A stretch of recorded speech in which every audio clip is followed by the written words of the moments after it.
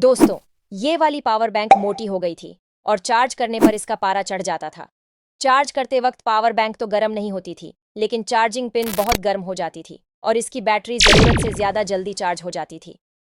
अगर आप मोबाइल के एक्सपर्ट हैं तो बताइए कि ऐसा क्यों होता है। क्या इसमें कोई आईसी की प्रॉब्लम है या बैटरी खराब हो सकती है? क्योंकि जब मैंने देखा तो पावर बैंक फूली हुई तो नहीं थी, इतनी थोड़ा मुझे लगा। तो ये बताइए कि पावर बैंक इतनी गर्म क्यों हो रही है, उसके पीछे क्या कारण है। तो आज मैंने भी मैकेनिक बनकर इसका ऑपरेशन करने की ठान ली। तो देखते हैं इसके अंदर कौन सी भूतिया टेक्नोलॉजी है जो इसे इतना तमतमाने पर मजबूर कर रही है। डिस्क्लेमर दोस्तों, पावर बैंक को खोलना खतरनाक हो सकता है। इसमें बैटरी फटने या लिथियम सेल लीक होने का खतरा रहता है, इसलिए आप कभी भी घर पर इसे खोलने की कोशिश न करें। अगर कोई समस्या हो तो इसे सर्विस सेंटर या किसी प्रोफेशनल मैकेनिक को ही दिखाएं। सुरक्षा सबसे जरूरी है। हर पावर बैंक का खोलने का अपना यूनिक तरीका होता है, जो बड़े बड़े प्रोफेशनल मैकेनिक को भी चकरा देता है। अब मैं तो बिना डिग्री वाली मैकेनिक हूं, तो गड़बड़ होना तय था। जैसे ही इसे खोलने बैठी, कुछ ऐसा हुआ कि हाँ जी, कुछ पार्ट टूट भी गए। अब मेरा नुकसान तो हो गया, लेकिन आप मेरा फायदा कर सकते हैं एक लाइक और सब्सक्राइब करके, ताकि मैं आपके लिए ऐसे मजेदार वीडियो लाती रहूं। तो चलिए इस छोटे स्क्रू ड्राइवर से शुरू करते हैं इस पावर बैंक का ऑपरेशन। अब मेरे पास कोई स्टाफ तो है नहीं, लेकिन घबराने की जरूरत नहीं, अकेली ही काफी हूं। और वार्ड बॉय की जरूरत पड़े तो कद्दू भैया को बुला लेंगे। वैसे भी फालतू बैठने में उनका कोई मुकाबला नहीं। अरे दीदी, खुद को डॉक्टर और मुझे वार्ड बॉय बना रही हो। याद है ना वो 12वीं की परीक्षा जिसमें तुम पूरे 12 बार फेल हुई थी? और मैंने तो कोविड के टाइम में दूसरे अटेम्प्ट में ही पास कर लिया था। और फेल होने की तो तुम्हारी आदत गई नहीं। देखो, तुमने पुरानी पावर बैंक का यह पुर्जा भी तोड़ दिया। क्योंकि ना तुम मैकेनिक हो, ना डॉक्टर और ना ही इंजीनियर।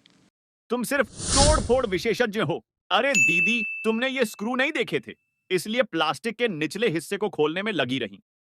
पहले इन स्क्रू को निकालना होता है, फिर पावर बैंक आसानी से खुल जाती है।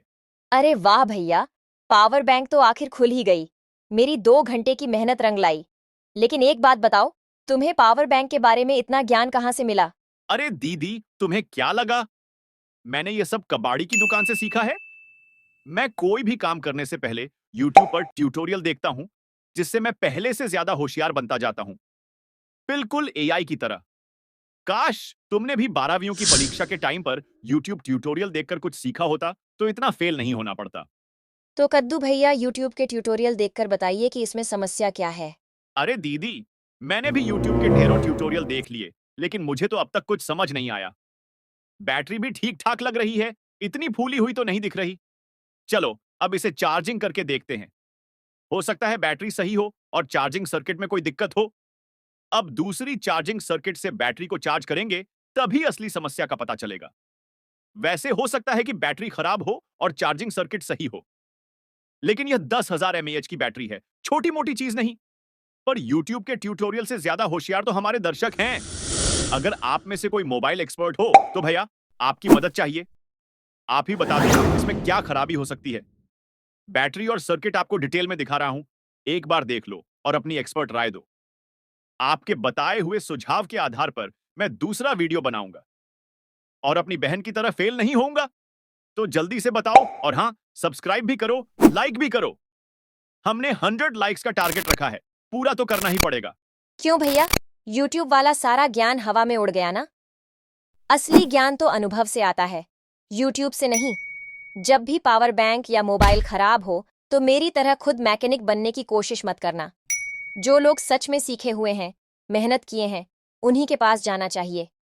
इससे 2 फायदे होते हैं। एक तो हमारी चीज कचरा नहीं बनती, और दूसरा, असली मैकेनिक की रोजी रोटी चलती रहती है। मतलब हमारा भी काम हो जाता है और उनका भी। लेकिन हाँ, एक बंदे का तो फायदा हो ही गया, वह कबाड़ी वाला। क्योंकि आपकी रिपेयर की हुई चीज को खरीदने की ताकत सिर्फ उसी के पास होती है। तो दोस्तों, कैसी लगी वीडियो? अगर हंसी आई हो तो लाइक ठोको, सब्सक्राइब दबाओ और कमेंट में बताओ कि अगली बार कौन सी चीज खोलकर एक्सपेरिमेंट करूं, या सीधे रिपेयरिंग सेंटर का एड्रेस पूछूं।